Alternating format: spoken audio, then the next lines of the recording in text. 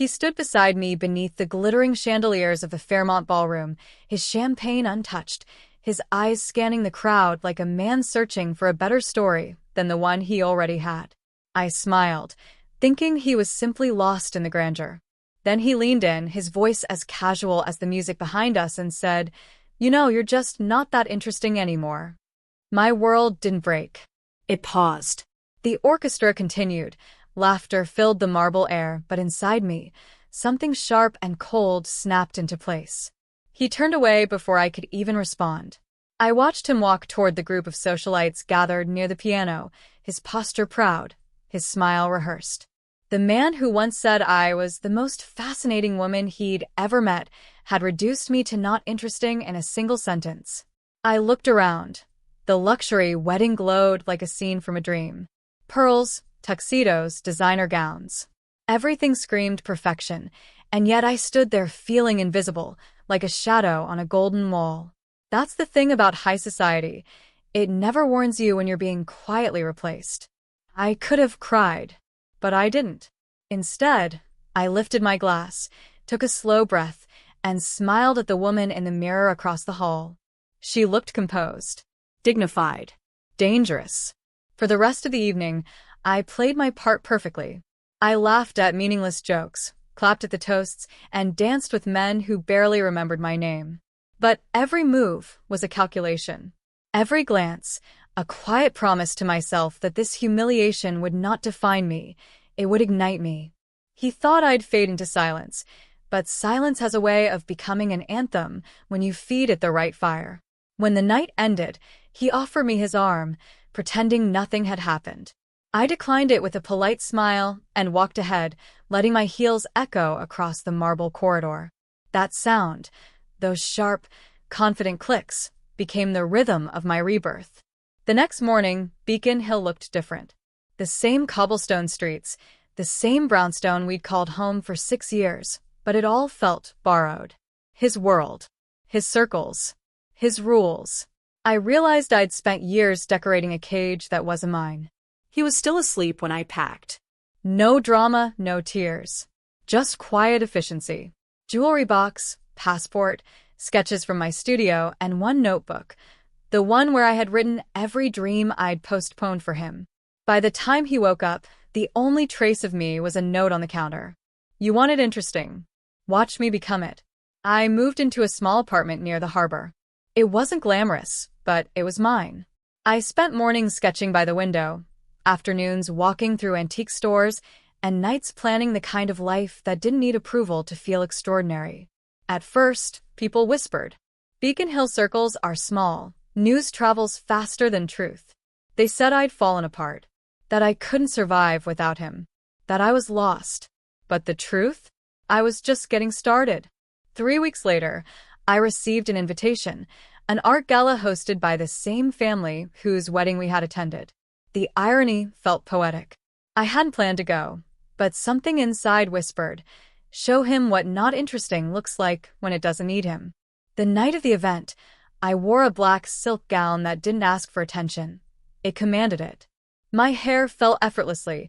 My eyes carried calm fire. When I walked into that ballroom, conversations paused for half a second. Just enough to remind me that elegance isn't bought. It's earned through grace after humiliation. He was there, of course, standing near the same piano, holding another untouched glass. The look on his face when he saw me? Priceless. He didn't move, just stared, as if time had turned on him. I smiled politely, like strangers do, and walked past him. I didn't need revenge. My presence was enough. Throughout the evening, people asked about my recent projects. I spoke about art, restoration, travel, about finding meaning beyond marble walls and charity luncheons. I wasn't performing anymore. I was living. And the more I spoke, the more I realized how far I'd come from the woman who once waited for his approval. At one point, I caught his reflection in the mirrored column beside me. He was still watching, but this time, his expression wasn't pride. It was confusion, maybe even regret. He had built his identity on control, and for the first time, I was beyond it. He approached me later, cautiously. "You look different," he said, like he couldn't find a word stronger than that. I smiled again. "No," I said softly. "I just stopped pretending." Then I turned back to my conversation, leaving him suspended in the silence he once used to define me. The music swelled, and I felt something I hadn't in years: peace. The kind that doesn't come from winning, but from no longer needing to prove you've already won. When the gala ended, I stepped out into the cold Boston night. The city lights shimmered against the harbor, and the air smelled like freedom. For the first time, Beacon Hill wasn't a prison of expectations. It was just a place I used to survive. I took a deep breath, feeling the chill bite my skin, and whispered to myself, "Not interesting? Maybe to him. But to me, I've never been more alive." The car waiting at the curb wasn't luxury. It was simple, mine honest. I opened the door, glanced one last time at the grand hotel behind me, and smiled. Not with bitterness, but with quiet power. Because sometimes, the most graceful revenge isn't a confrontation. It's transformation. And that night, I drove away, not from him, not from Beacon Hill, but from the version of myself who ever believed her worth needed an audience. The morning after the gala, sunlight spilled into my apartment like a quiet applause. I sat by the window, coffee untouched, sketchbook open, but my hands weren't drawing. They were remembering. The look in his eyes last night had said everything words never could. It wasn't love. It wasn't hate. It was realization, the kind that comes too late. For the first time, I didn't feel small. I didn't feel like the side note in someone else's story. I felt like the author.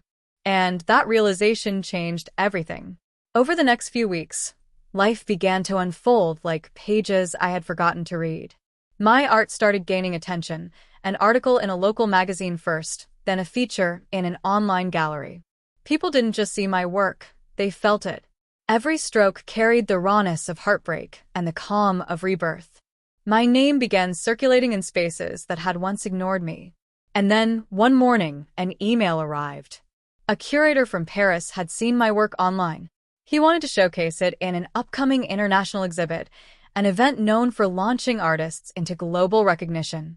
I stared at the screen, unable to breathe for a moment. Beacon Hill suddenly felt miles away. The version of me that once measured her worth through dinner invitations and polite compliments had become a woman the world wanted to see, not for who she was with, but for who she had become. When I landed in Paris, the city felt like an echo of my own transformation. Beautiful, unapologetic, and endlessly alive. I stayed in a small apartment overlooking the Seine, spent mornings painting, and nights walking through streets that smelled of rain and ambition. Every color I used told a story of evolution. Every line whispered a goodbye to the woman who once waited for validation. The night of the exhibition arrived. The gallery shimmered with golden light, voices mingling in admiration. My work stood on the main wall, titled The Quiet Rebellion, a series of pieces that captured one thing: the beauty of becoming. When people asked about my inspiration, I smiled. "It began at a wedding," I said softly, when someone told me I wasn't interesting. They laughed gently, thinking it was a metaphor.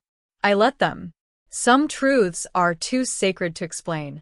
Later that evening, as the crowd moved around me, my phone buzzed. His name appeared on the screen. The first message in months. Just 3 words. "I'm proud of you." For a moment, the air thickened. Not with pain, but with a memory I'd already buried. I didn't reply. Not out of anger, but peace. Because pride coming from him no longer mattered. I had already earned it from the only person who truly needed to give it, myself. Weeks passed, and the exhibition turned into a milestone. Invitations flooded in New York, Milan, London. My calendar filled with the kind of opportunities that once belonged to other people's stories. And yet I never chased them. I just followed the calm rhythm of my own growth. But fate has its own sense of timing. 6 months later, I returned to Boston for an award ceremony. The same circles, the same faces, the same ballroom, but a different me. This time, I wasn't attending as someone's guest. I was being honored. As I entered, flashes went off, cameras clicking like whispers of karma. People greeted me with warmth they'd never shown before. Even the air felt different, like it recognized the woman I had become.